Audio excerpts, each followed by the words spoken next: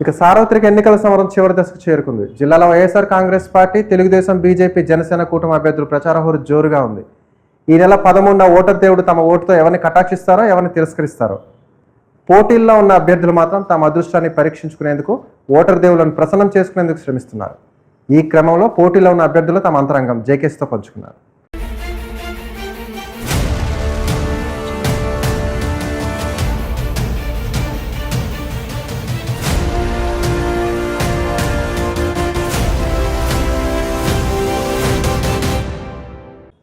సార్వత్రిక ఎన్నికల పోటీలో ఉన్న అభ్యర్థులతో ఎన్నికల ప్రచారంలో సిక్కోలు ప్రజల గుండె చప్పుడు జేకేసీ కూడా పాల్గొని వారితో మాట్లాడింది. ఎన్నికల్లో గెలుపు అవకాశాలకు ఆయా పార్టీలు చేస్తున్న ప్రచారం, తమకు తమ పార్టీని విశ్వసించి ఓటేస్తే నియోజకవర్గాన్ని ఏ విధంగా అభివృద్ధి చేస్తామనే ప్రణాళికలు, గుర్తించిన సమస్యలతో పాటు ఇంతవరకు చేసిన అభివృద్ధి, ఇలా పలు అంశాలపై వారి అభిప్రాయాలను జేకేసీ తెలుసుకునే ప్రయత్నం చేసింది.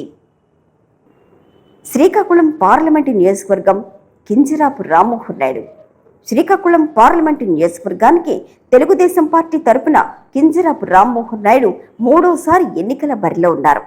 తన తండ్రి కేంద్ర మాజీ మంత్రి కింజరాపు ఎర్రన్నాయుడు అకాల మరణంతో అనూహ్యంగా రాజకీయ తెరపైకి వచ్చిన రామ్మోహన్ నాయుడు అనతి కాలంలోనే తండ్రికి తగ్గ తనయునిగా పేరుగాంచారు. కింజరాపు ఎర్రన్నాయుడు రాజకీయ వారసునిగా అడుగు పెట్టినప్పటికీ తన పనితీరుతో ఎర్రన్న ఆశయానికే దిక్సూచిగా, నిజమైన వారసుడిగా ఇటు సిక్కోలు నుంచి ఢిల్లీ వరకు సమస్యలపై పార్లమెంట్లో ప్రస్తావిస్తూ, మరోవైపు దేశ ప్రతినిధిగా ఐక్యరాజ్య సమితిలో కూడా తన వాగ్దాటిని వినిపించి అన్ని వర్గాల మన్ననలు పొందారు కింజరాపు రామ్మోహన్ నాయుడు. 2014-2019 ఎన్నికల్లో పార్లమెంటు సభ్యునిగా గెలుపొందిన కింజరాపు రామ్మోహన్ నాయుడు మూడోసారి గెలుపొంది హ్యాట్రిక్ సాధిస్తాననే ధీమాను వ్యక్తం చేశారు. రాష్ట్రంలో తమ పార్టీ అధికారంలో ఉన్నా లేకపోయినా కేంద్రంలో ఉన్న పెద్దలను సమన్వయం చేసుకుని జిల్లా అభివృద్ధికి విశేష కృషి చేశానన్నారు. ఎన్నికల ప్రచారంలో ఉన్న రామ్మోహన్ నాయుడును జేకేసీ పలుకరించింది. తన తండ్రి కింజరాపు ఎర్రన్నాయుడి ఆశయాన్ని సజీవం చేస్తూ జిల్లా ప్రజలకు నిరంతర సేవకునిగా 10 ఏళ్ల పాటు పార్లమెంటు సభ్యునిగా చిత్తశుద్ధితో పనిచేశానని ఎంపీ అన్నారు. జిల్లాతో పాటు రాష్ట్ర ప్రయోజనాలను కాపాడేందుకు పార్లమెంటు వేదికగా ప్రజల గళాన్ని వినిపించేందుకు నిరంతరం కృషి చేశానని రామ్మోహన్ నాయుడు చెప్పారు. జిల్లాలో రైల్వే స్టేషన్ల ఆధునీకరణతో పాటు కీలకమైన రైళ్ల నిలుపుదల చేసి ప్రజలకు అందుబాటులోకి తెచ్చామన్నారు. జిల్లాలో ఉన్న సాగునీటి ప్రాజెక్టులు, జాతీయ రహదారి విస్తరణలో ఎంపీ నిధులతో పాటు కేంద్రం నుంచి సహాయం పొంది కొన్ని పనులు చేయగలిగామని రామ్మోహన్ నాయుడు తెలిపారు. రానున్న రోజుల్లో సువిశాలమైన సముద్ర తీర ప్రాంతం వెంబడి రహదారిని అనుసంధానిస్తూ కోస్టల్ కారిడార్ పూర్తి చేయటం, మత్స్యకారులు, స్థానిక యువతకు ఉపాధి అవకాశాలు శాశ్వతంగా కల్పించడం ప్రధాన లక్ష్యమన్నారు. ఎర్రన్న విద్యామిత్ర, ఎర్రన్న జవాన్ మిత్ర పేరుతో ప్రత్యేకమైన సేవ తమ కుటుంబం తరపున నిర్వహించామన్నారు. పార్లమెంటు సభ్యునిగా ప్రజలిచ్చిన 10 ఏళ్ల అవకాశాన్ని ప్రతిరోజు వారి సేవకే వినియోగించానని, మరోమారు ప్రజలు ఆశీర్వదించాలని, తద్వారా పెండింగ్లో ఉన్న శాశ్వత పనులు పూర్తి చేస్తానని రామ్మోహన్ నాయుడు తెలిపారు. మీ నియోజకవర్గంలో అభివృద్ధి ఏం జరిగింది? మరి కేంద్రం అన్నప్పుడు ముఖ్యంగా మనం గుర్తొచ్చేది రైల్వేస్కి సంబంధించి శ్రీకాకుళం జిల్లాలో 2014 ముందు 14 తర్వాత ప్రతి స్టేషన్లో కూడా చూడండి, అన్ని స్టేషన్లో కూడా డబ్బులు తీసుకొని వచ్చి అభివృద్ధి చేసాం, మౌలిక సదుపాయాలు క్రియేట్ చేసాం, కొత్తగా ట్రైన్లు ఏర్పాటు చేసాం. శబరిమలకి వెళ్లాల్సినటువంటి ట్రైన్ ఎప్పుడు విశాఖపట్నం నుంచి మొదలవుతుందని అంటే మనం గట్టిగా దాని గురించి పోరాటం చేసి శ్రీకాకుళం నుంచి మొదలుపెట్టాం. ఉత్తరాంధ్ర నుంచి కాశీకి ట్రైన్ 8 సంవత్సరాలుగా ఉత్తరాంధ్ర ప్రజాప్రతినిధిగా నేను పోరాటం చేశాను, అది కూడా మనం మొదలు పెట్టుకున్నాం. పలాస వరకు విశాఖపట్నం వెళ్ళేటటువంటి ప్యాసింజర్ ఎక్స్ప్రెస్ ఇచ్చాపురం ప్రజలు నిరంతరం వచ్చి అది ఎక్స్టెండ్ చేయాలని కోరితే దాన్ని కూడా ఎక్స్టెండ్ చేసి అప్పుడు బరంపూర్ వరకు మనం తీసుకొని వెళ్ళాం. ఒక 2 ట్రైన్స్ని స్టాపేజెస్ కూడా మనం తీసుకొని రావడం జరిగింది. అలాగే 4 స్టేషన్లు మన శ్రీకాకుళం, పలాస, నౌపడ, అలాగే ఇచ్చాపురం, ఇది అమృత్ భారత్ స్టేషన్స్ కింద మనం డెవలప్ చేసి సుమారు 150 కోట్ల రూపాయల ప్రాజెక్ట్ని ఈరోజు ఇంప్లిమెంట్ చేయడం జరుగుతుంది. హైవేస్కి సంబంధించి శ్రీకాకుళం టు నర్సన్పేట 6 లేనింగ్ చేసాం. నర్సన్పేట నుంచి మనం ఇచ్చాపురం వరకు ఆగ్మెంటేషన్ సుమారు 800 కోట్ల రూపాయల ప్రాజెక్ట్ని ఆగ్మెంటేషన్ చేసాం. నర్సన్పేట టు పాతపట్నం స్టేట్ హైవేని నేషనల్ హైవేగా కన్వర్ట్ చేసి దానికి ఒక 300 crore రూపీస్ ప్రాజెక్టును మనం చేసాం. మోదీ గారు స్వయంగా దాన్ని లాంచ్ కూడా చేయడం జరిగింది. అలాగే నీట్ సెంటర్ మన పిల్లలకి ఎగ్జామ్ రాయడానికి ఇబ్బంది పడుతుందని చాలామంది తల్లిదండ్రులు అలాగే టీచర్స్ అందరూ నాకు చెప్తే దాన్ని హెచ్ఆర్డీ మినిస్టర్ దగ్గరికి వెళ్ళి రిప్రజెంటేషన్ ఇచ్చి మరి దాని గురించి ఫైట్ చేసి మన నీట్ సెంటర్ కూడా శ్రీకాకుళంలోనే మనం ఏర్పాటు చేసుకున్నాం. నీట్ సెంటర్ ఇక్కడ ఏర్పాటు చేసిన తర్వాత 20 లక్షల మంది దేశం మొత్తం మీద ఎంబీబీఎస్ ఎగ్జామ్ రాస్తే అందులో నెంబర్ వన్ స్థానంలో మన శ్రీకాకుళం జిల్లా కుర్రాడు నిలబడ్డాడు. ఆ స్థాయిలో మనం సహకరించాం. అలాగే మనకి ఎక్స్టర్నల్ అఫైర్స్ మినిస్ట్రీ ద్వారా చాలా కార్యక్రమాలు చేయించాం. అందులో ముఖ్యంగా ఏంటంటే బయట దేశాల్లో చిక్కున్నట్టు వాళ్ళు మనకు తెలిసిందే వలసల కోసం ఎక్కడెక్కడో ఉద్యోగాల కోసమని గల్ఫ్ దేశాలు, సింగపూర్ లాంటి దేశాలు ఎక్కడెక్కడికో వెళ్ళి తెలియని ఏజెంట్ల ద్వారా వెళ్ళి చిక్కుకుంటున్నారు. వాళ్ళందరూ కూడా ఒక్క వాట్సాప్ మెసేజ్ ఎంపీ గారు మీరు స్పందించండి, మాకు ఇలా ఇబ్బంది ఉందని అంటే ఇమీడియట్గా దాని మీద చర్యలు తీసుకొని మంత్రి గారులతో మాట్లాడి వాళ్ళు సురక్షితంగా వాళ్ళు క్షేమంగా ఇంటికి తీసుకొని వచ్చే బాధ్యత నేను తీసుకొని చేశాను. ఎంపీ నిధులు మీరు చెక్ చేయండి, 25 మంది రాష్ట్రంలో ఎంపీలు ఉన్నారు. నెంబర్ 1 స్థానంలో నేనున్నాను. ఖర్చు పెట్టడంలో కానీ, వినియోగించడంలో కానీ, ఎఫెక్టివ్గా చేయడంలో కానీ. యాసెట్ క్రియేషన్ మనలాగా ఎప్పుడు కూడా ఏ ఎంపీ కూడా చేసి ఉండరు. ప్రతి గ్రామానికి ఇచ్చే విధంగా 10 సంవత్సరాలు మీరు చూడండి, ఎక్కడికి వెళ్ళినా సరే మన ఎంపీ నిధుల తాలూకా కార్యక్రమాలు కనబడతాయి. దానికి ఆదర్శం మా నాన్నగారు స్వర్గీయ కింజరాపు ఎర్రనాయుడు గారు ఎప్పుడు కూడా పారదర్శకంగా ఈ ఎంపీ నిధులు ఖర్చు పెట్టాలని ఒక మంచి ఆర్గనైజ్డ్ వేలో చేసేవారు. దాన్నే స్ఫూర్తిగా తీసుకుని నేను కూడా చేశాను. అద్భుతంగా చేశాం. ఈరోజు నెంబర్ 1 స్థానంలో ఎంపీ నిధుల్లో మనం ఉన్నాం. అలాగే మత్స్యకారులకి ఒక సందర్భంలో సీమెన్గా పనిచేస్తున్న వాళ్ళందరికీ కూడా సిడిసి వాళ్ళకి సంబంధించినటువంటి ఒక సర్టిఫికేషన్లో వాళ్ళకి ఇబ్బంది జరిగితే అప్పుడు మాన్సుఖ్ మండవ్య గారు షిప్పింగ్ మినిస్టర్గా ఉన్నప్పుడు సుమారు 5,000 మంది మన జిల్లా నుంచి ఉన్నారు.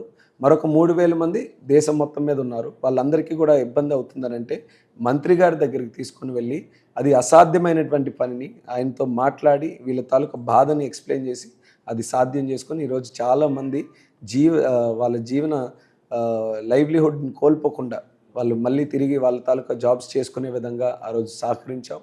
ఎంతోమందికి ఎన్నో కార్యక్రమాలు కేంద్రానికి సంబంధించినటువంటి ఏ కార్యక్రమం అయినా సరే అది ఇండివిజువల్గా కావచ్చు, ఊరు పరంగా కావచ్చు, లేకపోతే ఇంకా పెద్ద ఎత్తున కావచ్చు, ప్రతి ఒక్క కార్యక్రమానికి కూడా నా వరకు ఏదైతే నా దృష్టిలోకి వచ్చిందో అన్నీ కూడా రిప్రజెంట్ చేసుకొని ఢిల్లీ స్థాయిలో నేను చెప్పాను. కావాలని వ్యక్తిగతంగా ఏదో విమర్శ చేయాలి కాబట్టి, ఏ కాంట్రవర్సీ కూడా లేదు కాబట్టి ఏదో ఒకటి చేయాలనే ప్రయత్నంతో వైఎస్ఆర్ కాంగ్రెస్ పార్టీ వాళ్ళు ఏం చేశారని చెప్తున్నారు. అవసరమైతే వాళ్ళందరికీ నా దగ్గర బుక్లెట్ కూడా ఉంది, ఏం చేశామనేది. మీకు టైం ఉంటే నేను బుక్లెట్ పంపిస్తాను, చక్కగా చదవండి. ఆ చదివి నేనేం చేశానో కూడా తెలుసుకోండి. మీరు గుర్తించిన సమస్యలు, వాటి పరిష్కారానికి ప్రణాళిక ఏంటి? సూపర్ 6 నిజంగా చాలా అద్భుతంగా ప్రజల్లోకి చొచ్చుకుని వెళ్ళింది. అందులో ఉండే పథకాలు కావచ్చు, దాని తాలూకా బ్రాండింగ్ కావచ్చు. చంద్రబాబు నాయుడు గారు ఎప్పుడైతే మహానాడులో సూపర్ 6 అని లాంచ్ చేశారో అందరికీ కూడా అట్రాక్టివ్గా అది వెళ్ళి ప్రతి ఒక్కరు కూడా దాన్ని అభిమానించే పరిస్థితిలో ఉన్నారు.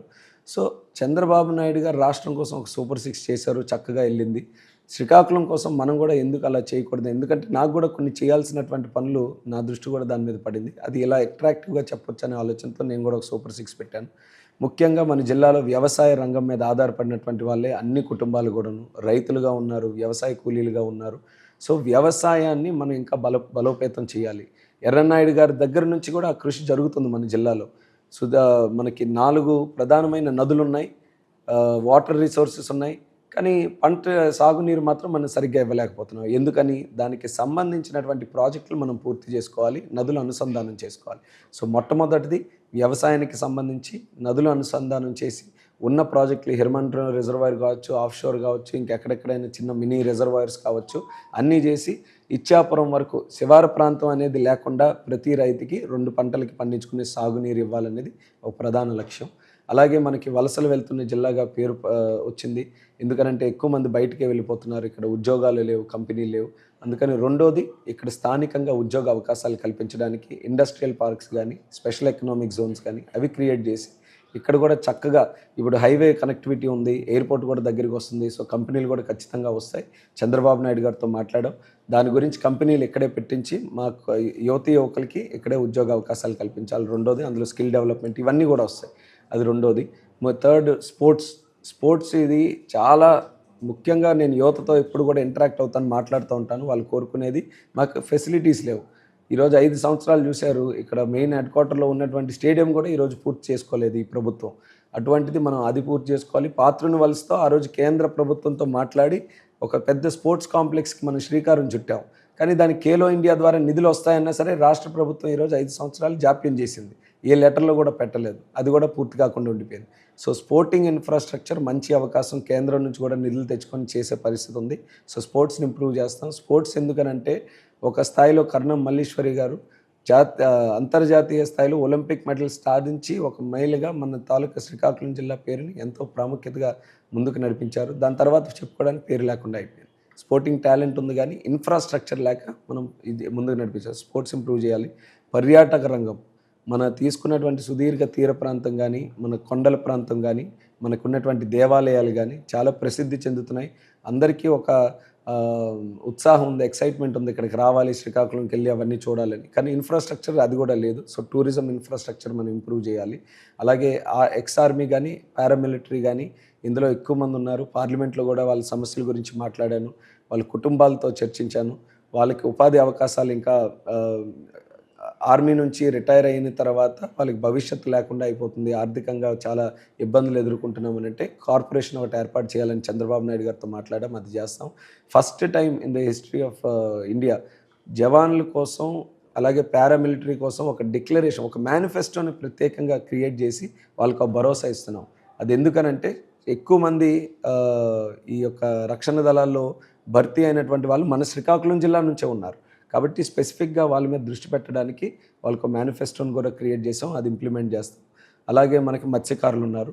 మత్స్యకారులు కూడా ఈరోజు వాళ్ళకి సరైన వేట అవకాశాలు లేక ఆర్థిక ఇబ్బందులతో బయట ప్రాంతాలకి, బయట పోర్టులకి, బయట దేశాలకి అన్నీ వెళ్ళి పనిచేయడం జరుగుతుంది. వాళ్ళకి ఇక్కడే మెరుగైనటువంటి జీవన విధానం కల్పించడానికి, అలాగే ఆర్థికంగా వేటకి ఏంటంటే ఇంకా డీప్ సీ ఫిషింగ్ చేయాలి, కోల్డ్ స్టోరేజెస్ ఎస్టాబ్లిష్ చేయాలి, ఇంకొంచెం ఇన్ఫ్రాస్ట్రక్చర్ ఇంప్రూవ్ చేయాలి, వెల్ఫేర్ చూసుకోవాలి.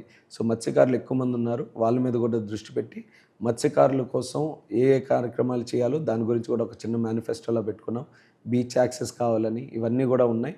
సో మత్స్యకారులని ఒక సూపర్ 6లో ఒక భాగంగా తీసుకొని వాళ్ళు కూడా అభివృద్ధి కోసం నేను ఈ 6 పాయింట్లు కూడా పెట్టుకోవడం జరిగింది. అయితే నా ఉద్దేశం కూడా ఈరోజు ప్రత్యేకంగా ఏంటంటే నా అనుభవం కూడా పెరిగింది 10 సంవత్సరాలు. ఇవన్నీ కూడా కొంచెం పెద్ద పెద్ద ప్రాజెక్టుల స్థాయిలో ఉన్నటువంటివి, కోట్ల రూపాయల నిధులతో కూడినటువంటివి. అయితే రాష్ట్ర ప్రభుత్వం వస్తుందనే నమ్మకం ఉంది, కేంద్ర ప్రభుత్వం వస్తుందనే నమ్మకం ఉంది. మోదీ గారితో వ్యక్తిగతంగా పరిచయం ఉంది. ఒక ప్రధానమంత్రి గారు ఈరోజు కలిస్తే మనతో మాట్లాడి కూర్చొని చర్చించి మాట్లాడేటటువంటి పరిచయం కూడా ఉంది. కాబట్టి ఈ ప్రాజెక్టులన్నీ పూర్తి చేస్తాననే నమ్మకంతోనే ప్రజలకి నా తరపున భరోసాగా ఈ సూపర్ 6ని మా సిక్కోలు ప్రజలకి తెలియజేస్తున్నాను.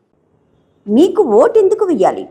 ఇది గత 10 సంవత్సరాలు నేను చేసినటువంటి కార్యక్రమాలు కానీ, ప్రజలకి నేను కల్పించినటువంటి నమ్మకం కానీ, రామ్మోహన్ నాయుడు అంటే ఒక పార్లమెంట్ సభ్యుడిగానే కాదు, శ్రీకాకుళంకి ఎప్పుడు ఏ ఆపద వచ్చినా సరే వెంటనే స్పందించే నాయకుడిగా, అలాగే ఎర్రన్నాయుడు గారు ఏ రకమైనటువంటి ఒక నమ్మకాన్ని ప్రజల్లో ఏర్పాటు చేసుకున్నారో, ఏ బలాన్ని అయితే ఏర్పాటు చేసుకున్నారో అదే బాధ్యతగా తీసుకొని అదే మార్గదర్శకంలో స్ఫూర్తిగా నేను ఈరోజు ముందుకు నడుస్తూ నాన్నగారి పేరుని నిలబెడుతూ, అలాగే నేటి రాజకీయాల్లో కూడా ఒక ప్రత్యేకమైనటువంటి స్థానం కల్పించుకొని శ్రీకాకుళం జిల్లా వాసులకి నిరంతరం కూడా సేవ చేయడంలో ముందున్నాను. 10 సంవత్సరాలు నాకు కూడా ప్రజల అవకాశం కల్పించిన తర్వాతే ఈరోజు ఏ ఒక్కరు కూడా నాకు పాయింట్అవుట్ చేసి రామ్మోహన్ నాయుడు నువ్వు ఇది ఫలానా తప్పు చేశావు అని ఈరోజు వరకు చెప్పలేకపోతున్నారనంటే ఒక నీతిగా, నిజాయితీగా రాజకీయాల్లోకి ఉన్నప్పుడు హుందాతనంగా ప్రజలకి మేలు చేసే విధంగా మన తాలూకా నడవడిక ఉండాలనే ఆలోచనతో కష్టపడ్డాను. సో అదే నా బలం అని ఈరోజు అనుకుంటున్నాను. అందుకనే ప్రజలకు కూడా ఓటేయమని కోరుకుంటున్నాను. ప్రజలకు మీరు చేసే విజ్ఞప్తి. మే 13వ తేదీన జరుగుతున్నటువంటి రాష్ట్ర మరియు కేంద్ర ప్రభుత్వానికి సంబంధించినటువంటి ఎన్నికల్లో పార్లమెంటు సభ్యుడిగా ఉమ్మడి పార్టీల తాలూకు అభ్యర్థిగా నేను పోటీ చేస్తున్నాను. అలాగే మనకి 7 అసెంబ్లీ నియోజకవర్గాల్లో కూడా 7 అభ్యర్థులు ఉమ్మడి కూటమి ద్వారా పోటీ చేస్తున్నారు. సో మా 7 ఎమ్మెల్యేలని నన్ను శ్రీకాకుళం జిల్లా ప్రజలు అందరూ కూడా ఆశీర్వదించి అఖండమైన మెజారిటీతో గెలిపించి రాష్ట్రంలో ఒక మార్పు తీసుకొని రావాలని, రాష్ట్రం తాలూకా భవిష్యత్తుని భద్రతతో మన చంద్రబాబు నాయుడు గారు, పవన్ కళ్యాణ్ గారు, మోదీ గారి చేతుల్లో పెట్టి మనం అందరం కూడా అభివృద్ధి వైపు అడుగులు వేయాలని ఆశిస్తూ మరొకసారి మీ అందరికీ కూడా మీ అమూల్యమైనటువంటి ఓటు మే 13వ తేదీన సైకిల్ గుర్తు మీద 2 ఓట్లు కూడా వేసి అటు ఎమ్మెల్యేగా ఎంపీగా మా అభ్యర్థులందరినీ కూడా గెలిపించాలని, నన్ను కూడా మీరు ఆశీర్వదించి గెలిపించాలని కోరుకుంటూ సెలవు తీసుకుంటున్నాను.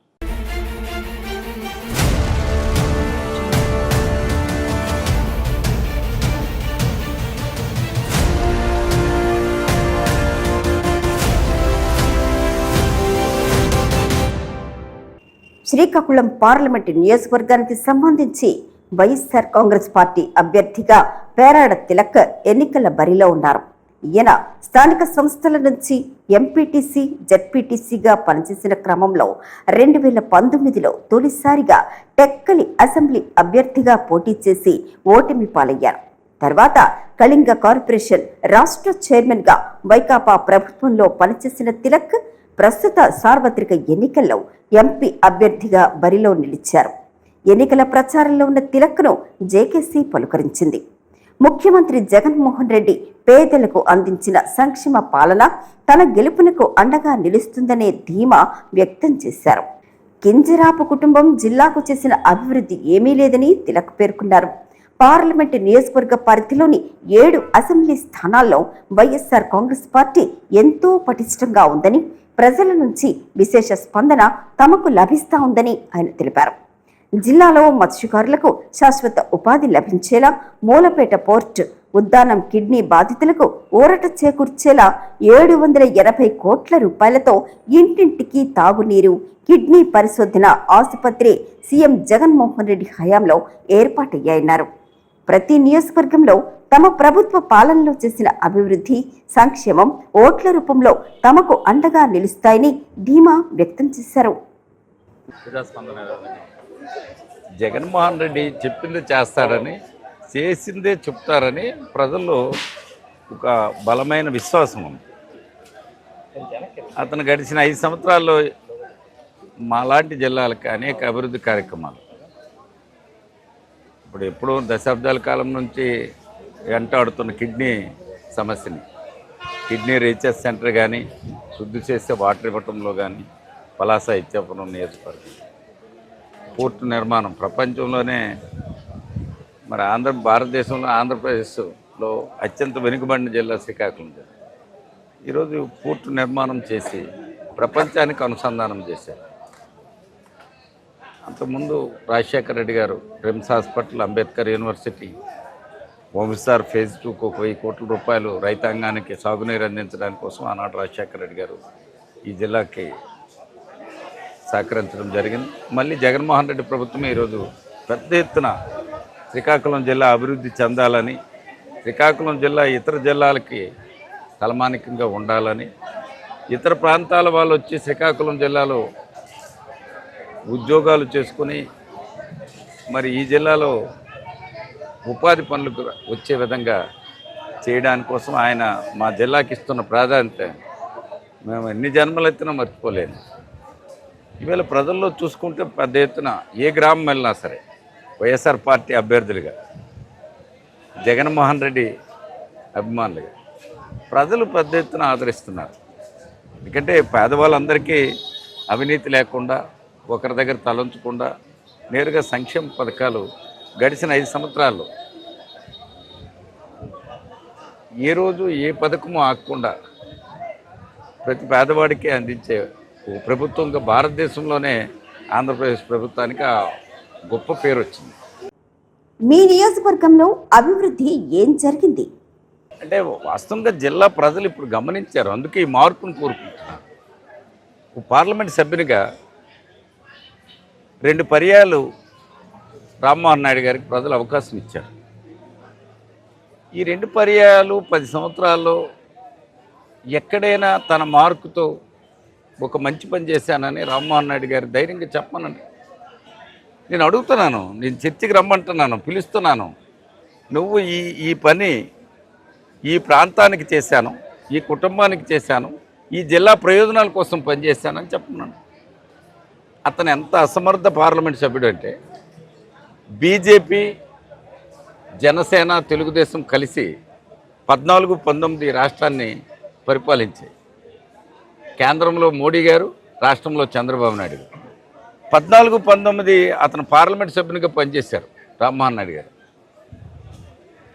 ఈ రాష్ట్రం విభజన తర్వాత కేంద్ర ప్రభుత్వం, ఆనాడు కాంగ్రెస్ ప్రభుత్వం ఈ రాష్ట్ర విభజన టైంలో అనేక హామీలు ఇచ్చాయి. ఒక్క హామీ కూడా నెరవేర్చకపోయినప్పుడు కనీసం పార్లమెంట్లో ప్రస్తావించలేకపోయాడు.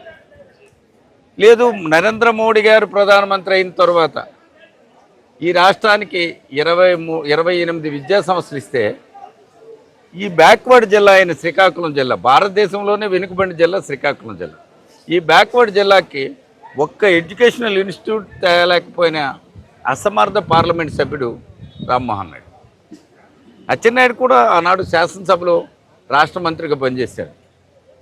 మరి చంద్రబాబు నాయుడు ఎప్పుడు వచ్చినా ఈ జిల్లాలో పర్యటిస్తున్నప్పుడు ఇది వలసల జిల్లా, నిరుద్యోగ సమస్య ఉంది, పేదరికంతో కుట్టుమిట్టాడుతున్నారు ఈ జిల్లా వాసులు, వీళ్ళని మా ప్రభుత్వం ఆదుకుంటుంది, నేను ముఖ్యమంత్రి అయితే ఖచ్చితంగా ఈ జిల్లాకి అన్ని రకాలుగా సహకరిస్తానని చెప్తాడు. మరి ఏనాడైనా చంద్రబాబు నాయుడు 14 సంవత్సరాలు ముఖ్యమంత్రి, 14 సంవత్సరాలు ఈ జిల్లాకి ఒక్క శాశ్వతమైన పని ఒకటి చేశానని చెప్పమనండి. లేదా రామ్మోహన్ నాయుడు గారు 10 సంవత్సరాలు పార్లమెంట్ సభ్యునిగా పనిచేశారు, ఈ జిల్లాకు ఒక మంచి పని చేశానని చెప్పమనండి. మీరు గుర్తించిన సమస్యలు, వాటి పరిష్కారానికి ప్రణాళిక ఏంటి? నియోజకవర్గంలో బ్రహ్మాండంగా ప్రపంచానికి అనుసంధానం చేస్తూ ఈ ప్రాంతంలో ఉన్న ముడి సరుకుని ప్రపంచ దేశాలకి రవాణా చేయడానికి కోసం పోర్ట్ నిర్మాణం చేశారు. ఇది ఒక దశాబ్దాల కళ మాకు. ఇప్పుడు ఇందిరాగాంధీ గారు, ఎన్టీ రామారావు గారు తెలుగుదేశం పార్టీ పుట్టిన నుంచి చెప్తున్న భావనపోటులో పోర్టు కడతామని చెప్పారు, వాళ్ళు చేయలేకపోయారు. ఇవాళ జగన్మోహన్ రెడ్డి అనే వ్యక్తి గ్రామ గ్రామాన తిరుగుతున్నప్పుడు ప్రజలు చెప్తే ఆ మాట వచ్చిన వెంటనే అది అమలు చేసి ఈరోజు మాకు దాని ద్వారా మా ప్రాంతంలో చదువుకున్న ప్రతి ఒక్క విద్యార్థికి ఉద్యోగం వస్తుందనే ధైర్యాన్ని ఇచ్చాడు. కిడ్నీ సమస్యను పరిష్కరించాడు. కిడ్నీ రీసెర్చ్ సెంటర్ని కట్టారు. శుద్ధి చేసే వాటర్ని 3 నియోజకవర్గాలకు అందించారు 1000 కోట్ల రూపాయల నిధులతోనే. ఈవేళ ఈ జిల్లాలో వంశార థైలాండ్కి వాటర్ ఉందని చెప్పి వంశారపై లిఫ్ట్ ఇరిగేషన్ పెట్టి మరి వంశారలో 180 కోట్ల రూపాయలతో వంశార లిఫ్ట్ ఇరిగేషన్ పెట్టారు. టెక్కల ప్రాంతం నందిగామ మండలంలో ఆఫ్షోర్ రిజర్వాయర్ 850 కోట్ల రూపాయలతో నిర్మాణం చేశారు. ఇదంతా జగన్మోహన్ రెడ్డి ప్రభుత్వం చేసింది. తన తండ్రి రాజశేఖర రెడ్డి చేశారు ఈ జిల్లా ప్రజలకి, ఈనాడు జగన్మోహన్ రెడ్డి చేశారు. ఇది ప్రజలందరికీ తెలుసు, ఈ జిల్లా ప్రజలు. అందుకే రాజశేఖర రెడ్డి కుటుంబానికి జిల్లా రుణపడి ఉంది. రాజశేఖర రెడ్డి కుమారుడు అయిన జగన్మోహన్ రెడ్డికి జిల్లా ప్రజానీకం రుణపడి ఉన్నారు కనుక పెద్ద ఎత్తున వీళ్ళు చూసుకోండి, ఏ గ్రామం వెళ్ళినా జగన్మోహన్ రెడ్డిని దేవుడిగా కొలుస్తున్నారు. రాముడిని చూడలేదు, రామరాజ్యాన్ని చూడలేదు. ఈవేళ రామరాజ్యం అనే జగన్మోహన్ రెడ్డి రూపంలో బాలరాముడు మా ఇంట్లో పుట్టాడనే విధంగా అతని పాలన ద్వారా వీళ్ళు ప్రజలు చూస్తున్నారు. అందుకే మేము వైఎస్ఆర్ పార్టీ పార్లమెంట్ అభ్యర్థిగా లేదా ఒక అసెంబ్లీ అభ్యర్థులుగా గ్రామాల్లో తిరుగుతున్నప్పుడు ప్రజలే మాకు తండాలుగా వచ్చి మాకు స్వాగతిస్తున్నారు.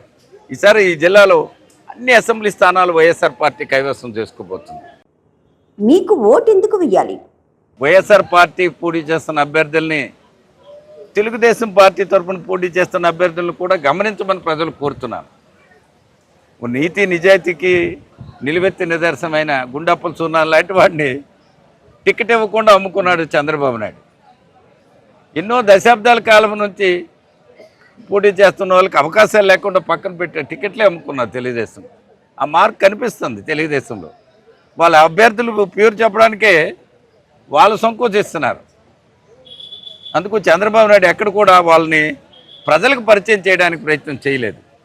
ఈవేళ జగన్మోహన్ రెడ్డి శ్రీకాకుళం జిల్లాలో మన సిద్ధం సభ జరిగినప్పుడు ప్రతి అభ్యర్థిని తన కొంత కుటుంబ సభ్యుడిగా నేనుండి నడిపిస్తాను, నా కుటుంబ సభ్యులు నా తండ్రి లాంటి వాళ్ళు, నా సొంత అన్నదమ్ములు లాంటి వాళ్ళు, నా అక్క చెల్లులు అని సంబోధిస్తూ ఈ జిల్లా ప్రజానీకానికి ఆయన పరిచయం చేసే విధానం చూస్తే ముఖ్యమంత్రి గారే శ్రీకాకుళంలో పోటీ చేస్తున్నారనే సంతోషం ప్రజల్లో కనిపిస్తుంది. ప్రజలకు మీరు చేసే విజ్ఞప్తి కనుక 13 జరిగిన ఎన్నికల్లో ఈ జిల్లా ప్రజానీకం 50 మంది వైఎస్ఆర్ పార్టీ అభ్యర్థులకు పోటీ చేస్తున్న 7 అసెంబ్లీ నియోజకవర్గాలు పోటీ చేస్తున్న సీతారాం గారు కానీ, ప్రసాద్ గారు కానీ, కృష్ణదాస్ గారు కానీ, అలాగే దువ్వాడ శ్రీనివాస్ గారిని, రెడ్డి శాంతి గారిని, సీది రప్పలరాజు గారిని, ప్రియా విజయ్ గారిని ఆశీర్వదించమని, వాళ్ళతో కలిపి నాకు కూడా పార్లమెంట్కి అడుగుపెట్టే అవకాశాన్ని, మరి పంచాయతీ బోర్డు ప్రెసిడెంట్ నుంచి పార్లమెంట్ అభ్యర్థిగా అవకాశం కల్పించిన జగన్మోహన్ రెడ్డిని, నిరంతరం ప్రజా జీవితంలో ఉన్న నాకు ప్రజా సమస్యలు తెలిసినాయి, ప్రాంతాల కోసం తెలుసు, ప్రజా సమస్యల కోసం తెలుసు. పార్లమెంటులో అడుగుపెట్టే అవకాశాన్ని జిల్లా ప్రజానీకం నాకు అవకాశం కల్పించమని హృదయపూర్వకంగా కోరుతూ, మీ సేవను పార్లమెంట్లో ఈ జిల్లా సమస్యలను పార్లమెంట్లో ప్రస్తావించి ఈ జిల్లా ప్రయోజనాల కోసం నిరంతరం తప్పిస్తానని